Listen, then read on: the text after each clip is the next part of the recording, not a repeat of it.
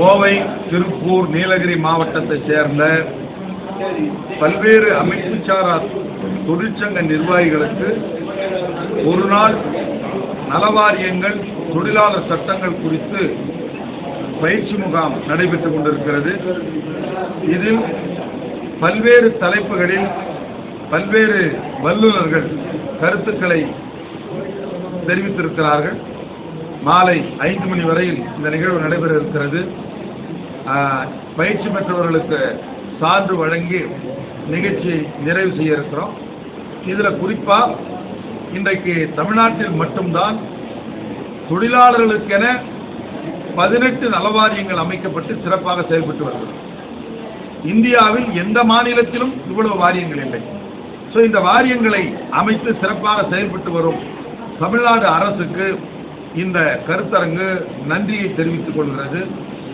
இந்த வாரியத்தின் பல்வேறு நலத்திட்டங்கள் நடைமுறைப்படுத்தப்பட்டு வருகிறது. குறிப்பாக தமிழ்நாடு அரசு புதிதாக பொறுப்பேற்று முதலமைச்சராக தளபதி அவர்கள் பொறுப்பேற்ற பிறகு வீடு கட்டும் தொழிலாளர்களுக்கு வீடு இல்லை என்ற நிலையை போக்குவதற்கு, வீடு இல்லாத தொழிலாளர்களுக்கு வீடு கட்டுவதற்கு 4 லட்சம் வீட்டு கட்டும் திட்டத்திற்காக நிதி ஒதுக்கீடு செய்யக்கூடிய திட்டத்தை அறிவித்திருக்கிறார்கள்.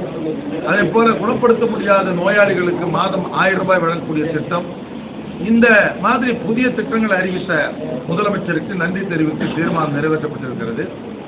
வாரியத்தில் பணப்பயன்களை பெறுவதில் பல்வேறு இடர்பாடுகள், தேவையற்ற ஆவணங்கள் கேட்கப்படுகிறது, நிறைய விதிமுறைகள் இருக்கிறது, அதை எளிமைப்படுத்த வேண்டும் என்கிற கோரிக்கை வலிவாக அரசுக்கும் வாரியத்திற்கும் வைக்கப்பட்டிருக்கிறது.